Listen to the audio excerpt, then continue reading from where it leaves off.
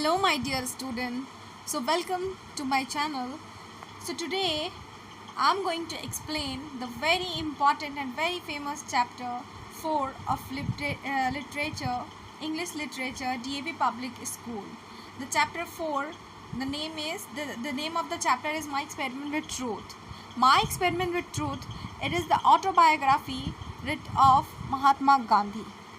ये जो चैप्टर है my experiment with true, it is the extract of the autobiography of the Mahatma Gandhi. You all know very well who was Mahatma Gandhi. He is called to be the father of our nation, and it is said by the Subhash Chandra Bose ने महात्मा गांधी को father of the nation कहा था. Mahatma Gandhi he was a lawyer, he was a social activist, and he was a very good he has a very important role in the freedom of India. Bharat की आज़ादी में इनका बहुत ही बड़ा योगदान रहा है. is a great contribution. He was born in Porbandar, Gujarat in 1869, and he was dead in 1948. So you all understand, I think, about the Mahatma Gandhi. Who was Mahatma Gandhi? And My Experiment with Truth is the autobiography of the Mahatma Gandhi. In this autobiography, we'll know about the childhood story of the Mahatma Gandhi. So let's begin the chapter. I must have been about 7 when I was put into a primary school, and I can well recollect those days, including the names and other particulars of the teachers who taught me.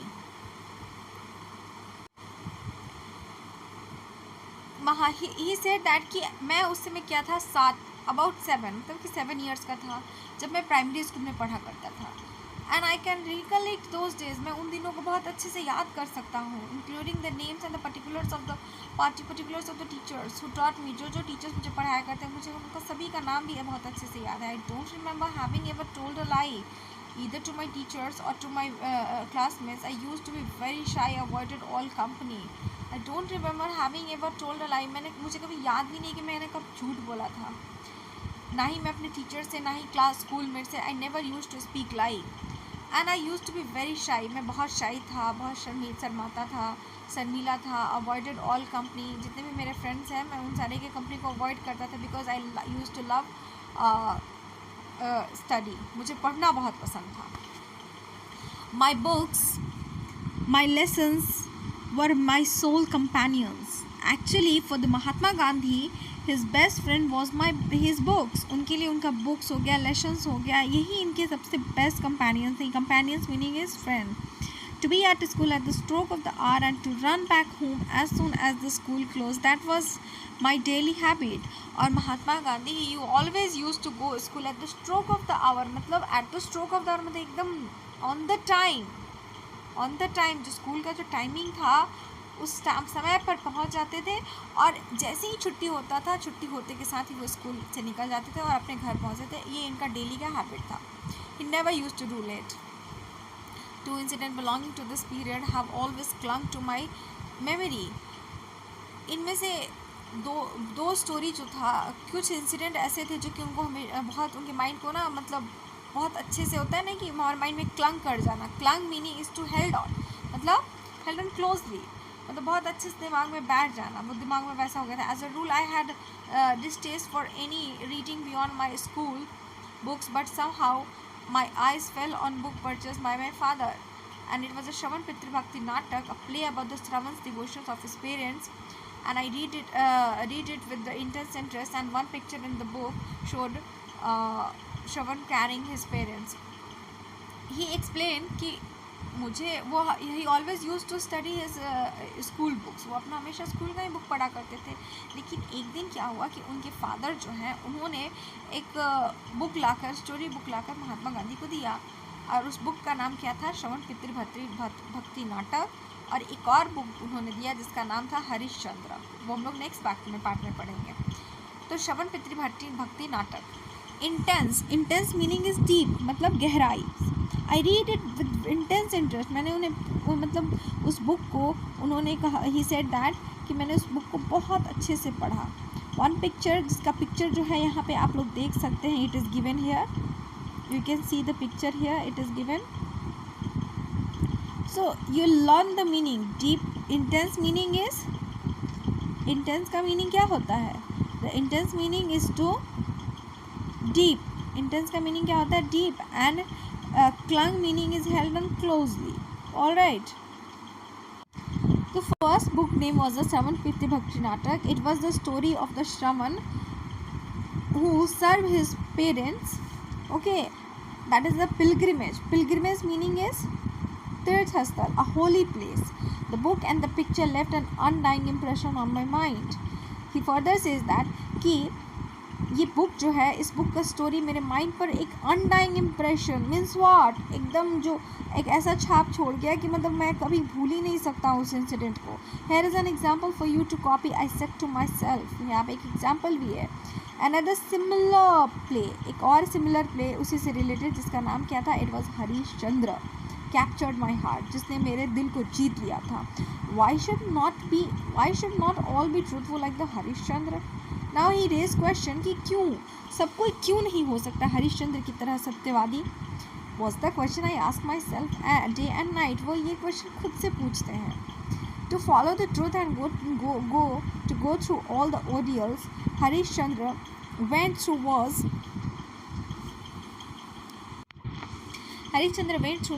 the one ideal it inspired in me. मतलब to follow the truth, to go through all ordeals Harishchandra went through the world. यानी कि truth को follow करना it's really a very painful experience. Ordeal meaning is to be what? Ordeal का meaning होता है painful experience. तो हरिश्चंद्र के लिए बहुत पेनफुल रहा होगा. ये आगे बताते हैं कि everyone can't be so truthful like the Harishchandra. सब हरिश्चंद्र की तरह ट्रूथफुल नहीं हो सकता है. There was another such incident during the time when I was in the 7th standard.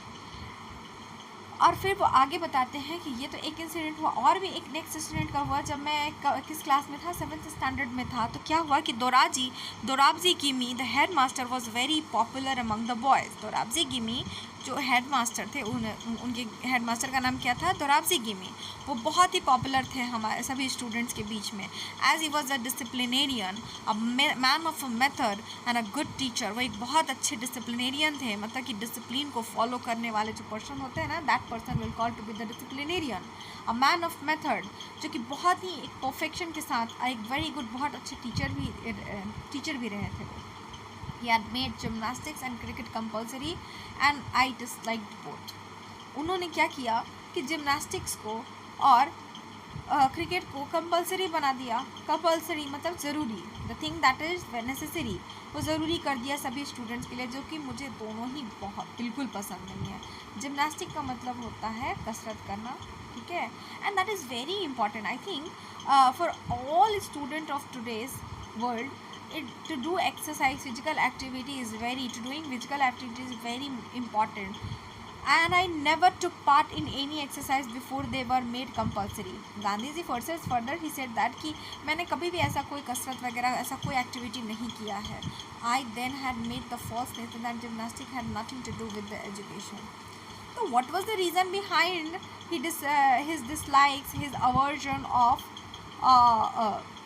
Gymnastics and the cricket? क्या रीज़न था?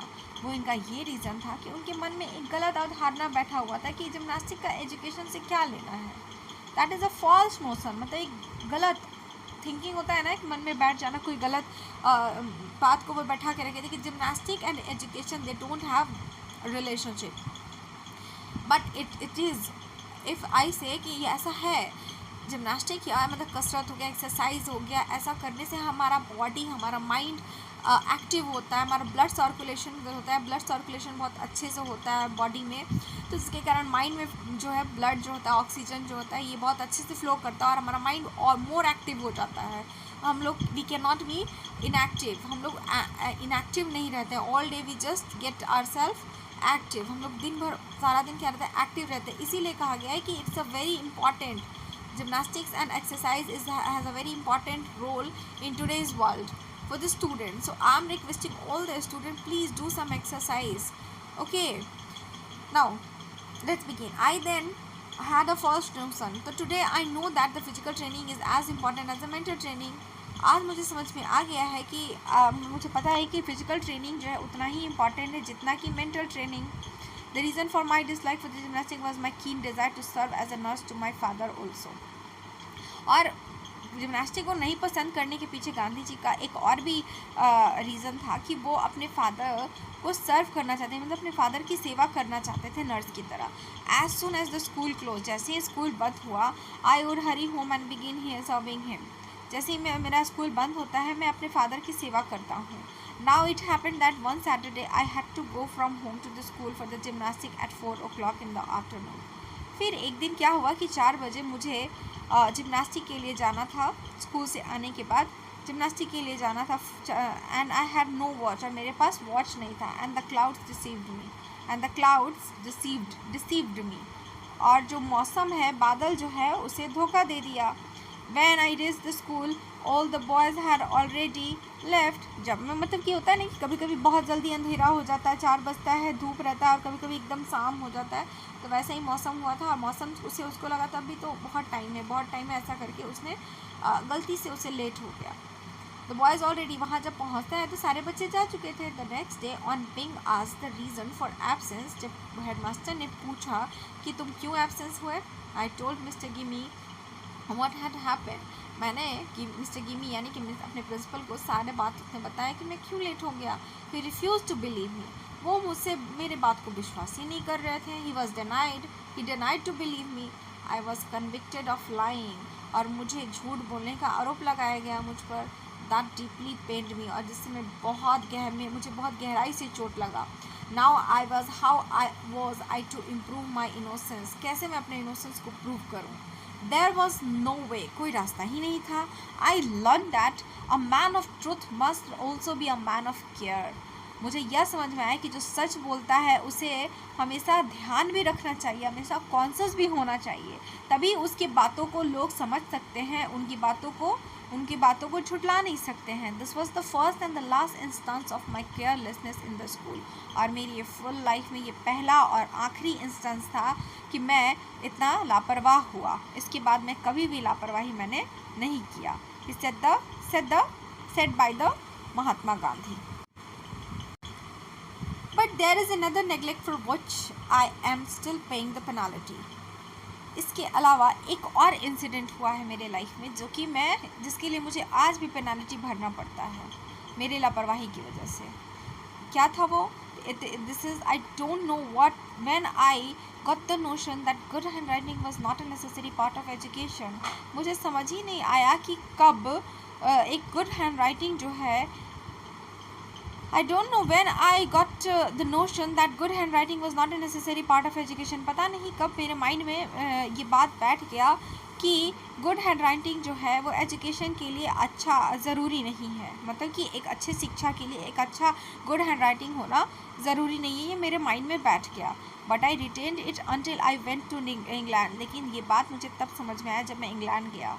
When later, especially in South Africa, I saw the beautiful handwriting of the lawyers and the young men, I was ashamed of myself and repented of my neglect. और जब मैं वहाँ पर गया तो जब वहाँ पे लॉयर्स के, साउथ अफ्रीका के जितने भी लॉयर्स थे और वहाँ के लोगों का जब हैंडराइटिंग मैंने देखा तो मुझे बहुत ही शर्मिंदगी महसूस हुआ. Ashamed meaning to feel shame, मतलब शर्मिंदगी महसूस करना. और मुझे बहुत पछतावा हुआ. रिपेंट मतलब क्या होता है? पछतावा होना. To regret. I saw that bad handwriting was regarded as a sign of imperfect education. मुझे बाद में समझ में आया कि bad handwriting जो है हमारे imperfect education का एक symbol है. I tried later to improve mine. और बाद में मैंने अब खुद को सुधारने की कोशिश की. But it was too late. लेकिन बहुत लेट हो चुका था. I could never repair the neglect of my youth. मैं अपने यूथ की इस लापरवाही को कभी नहीं भर सकता हूँ. So that's why I am as a teacher requesting to all my dear students, so you also take care of your good handwriting. आप लोग भी अपने अच्छे handwriting पर ध्यान दोगे, क्योंकि good handwriting, once you will be habituated to write a good handwriting or a bad handwriting, you will be habituated of it. So this is the actual right time. It is the actually right time to improve your writing. Okay. So let's understand the next para. There is another incident which I must share. एक और incident हुआ मेरे life में जो मैं share करना चाहूँगा। आई committed a theft when I was 15। जब मैं 15 साल का था तो मैंने एक चोरी किया। I had run into a डेप्ट ऑफ 25 रुपीज़, अबाउट 25 रुपीज़। मुझे जो है 25 रुपये का एक कर्ज चुकाना था। My brother had on his arm an armlet of solid gold. मेरे भाई ने अपने हाथ में कलाई में आमलेट पहन के रखा था जो कि गोल्ड का था। I stole a bit of gold out of it. मैंने क्या किया, उससे गोल्ड निकाल कर उसको बेच दिया। एंड द डेप्ट वॉज क्लियर, और मेरा डेप्ट जो है वो क्लियर हो गया। But this became more than I could bear. लेकिन मैंने तो अपना I just paid my debt, but I still not come out of that guilt. मैं उस गिल्ट से अभी तक बाहर नहीं आ पाया। I resolved never to steal again. मैंने उस दिन डिसाइड किया कि मैं कभी चोरी नहीं करूँगा। I also made up my mind to confess it to my father.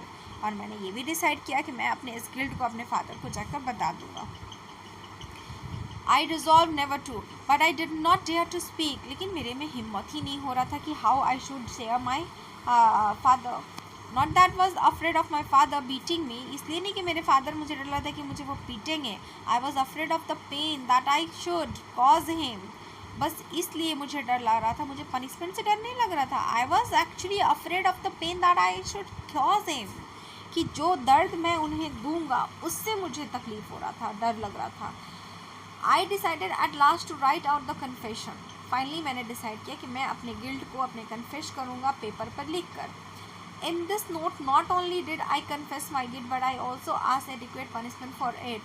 And I also promised never to steal in the future with the trembling hands I handled.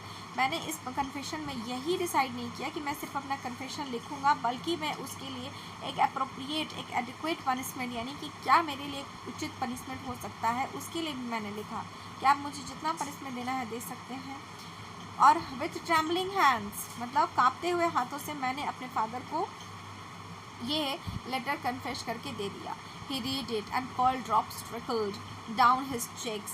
वो पढ़ते हैं और पढ़ते ही पढ़ते उनकी आंखों से मोतियों के बूंद जो है वो छलकने लगता है.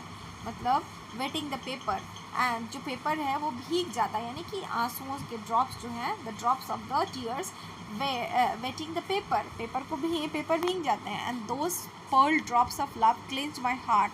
और वो जो पर्ल ड्रॉप्स है उससे मेरे हार्ट जो है वो क्या हो जाते हैं, क्लियर हो जाते हैं, यानी कि मेरा पाप जो है, मेरा जो मैंने गलती किया वो वॉश्ड हो जाता है. वॉश्ड माई सिन अवे. मेरा जो पाप है, वो मेरा जो गलती है वो ख़त्म हो जाता है, कन्फेस्ड हो जाता है. तो इट मीन्स दैट कि a clean confession combined with the promise never to commit the sin again is the purest type of the repentance. तो इस तरह से एक अच्छे से दिल से कन्फेशन कर लेने से सारा, और प्रॉमिस कर लेने से कि वो काम दोबारा नहीं करेंगे, यही हमारे लिए सबसे प्योरेस्ट पछतावा है. This incident for me was an object lesson in अहिंसा. So here we have done the explanation of the chapter. So hope you all understand. So next we'll meet in the next video. So till then, thank you everyone.